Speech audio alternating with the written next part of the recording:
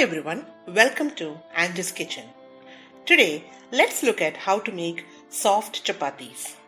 The speciality of this chapati or Phulka is that there is no oil added at any point of preparation. Let's see how to make this and what are the ingredients required. Here I have taken atta or wheat flour, and this is the measuring cup which I have taken for taking the flour.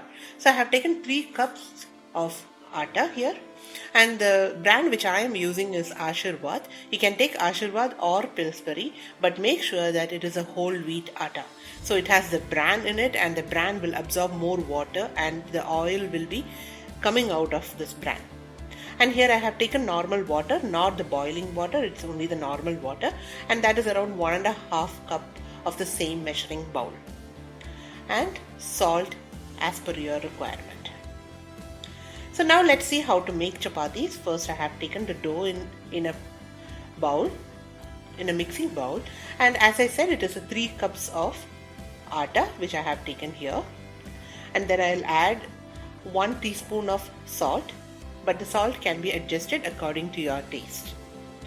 And first you mix this dough and the salt nicely so that salt get mixed everywhere, and then we can add water little by little, but make sure that the dough which you are making is very soft at every point of mixing it. So do not make it very tight, because if you make it tight, then inside of the dough will be tight and outside will become very soft. So make sure that it is always soft. And as I said, if you are taking 3 cups of atta, then it should be 1.5 cups of water. That would be the quantity of water which would be required. And once you make the dough, you feel that it will be very watery. Maybe you will feel that water is too much, but it is not. This is the right quantity of water which is required so that you get fluffy chapatis. So here I am mixing the dough with water,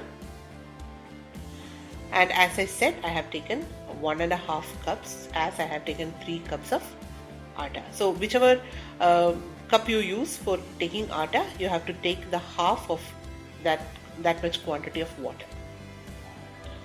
So here I am mixing, I am making sure that all the flour is getting mixed as a dough, and once the dough is ready, then I will make sure that I knead it very well. From all the sides I will take the dough and press it well so that the bran will get mixed, the flour will get mixed very well along with the bran in it, and from the bran there will be a creamy texture that comes out of it, and that makes the dough really soft. So you don't need any time for keeping it and making it further soft. So as soon as the mix is ready, you can start the preparation of chapatis. So now the kneading is almost done, and you can see that once I press it, it is very soft, and when I pull out the dough, it is very soft. You might even feel that it is more watery. But this is the right texture to make chapatis now. Now let's make small balls out of this dough. So what I do is I keep the dough in between my index finger and the thumb so that I get a small ball, and this is I usually make chapatis with very small balls, and this is the right texture and this is the right way of making the chapatis. So likewise I will make smaller balls with the entire dough that I have made. So since we are keeping the dough in between our thumb and the index finger, the shape of the dough will be there, and only the one side will not have a shape, but if you just press it, it will become the shape of the dough, the smaller balls. So likewise I will make small balls with the entire dough. And now let's start making the chapatis or flattening the dough now. So for that I have taken a little bit extra atta in a bowl, and then first I'll roll this dough in my hands and then give a slight press, and then I'll be dipping that in this flour now, the wheat flour, and then I'll start pressing it from the middle and make sure that the dough is not getting stick to the press at any point of time. So accordingly you can put extra flour to it so that it will not get sticked on the pressing pan anytime. And first, initially I will give light pressure in the middle, and later I will start giving the pressure on the sides, because once you give pressure in the middle, the thickness will be on the sides, and then you start slowly pressing from the sides so that all the sides become the same thickness. So once every sides are of the same thickness, your chapati is ready so that you can make, or you can start preparing the chapatis. So at this stage, I will actually keep a pan. I'll put it in high flame, and once the pan is really hot, then I'll keep the flattened dough there. And now you can see that once we keep it in the hot pan, the dough will start getting cooked, and you will see that there is a dark color which is coming up in the dough.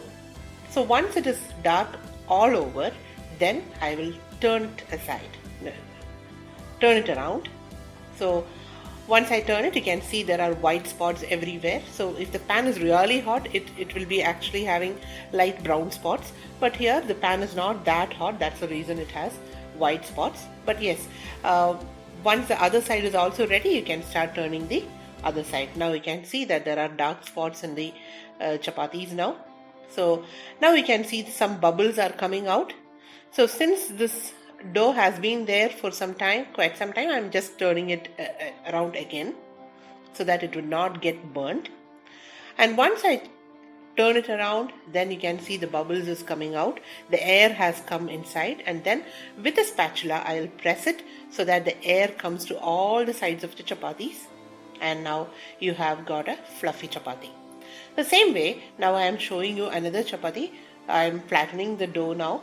So I am giving slight pressure on the sides.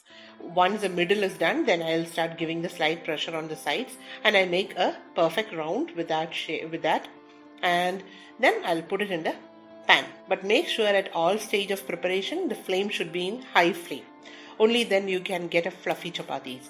So one side, when it is ready, I turn it around, and the other side you again keep it until it gets that light brown color, and then you turn it around, you get small bubbles coming out, and now you can press it and make a fluffy chapati. So make sure that the dough is not getting sticked. Accordingly, you can put this extra flour so that it will be easy for you to press it. And the fluffiness is coming. One thing is because of the kneading that you have given, the nice texture you have got, and since it is a whole wheat atta, you will get very soft ones. And now you can see the thickness of the chapatis that I make.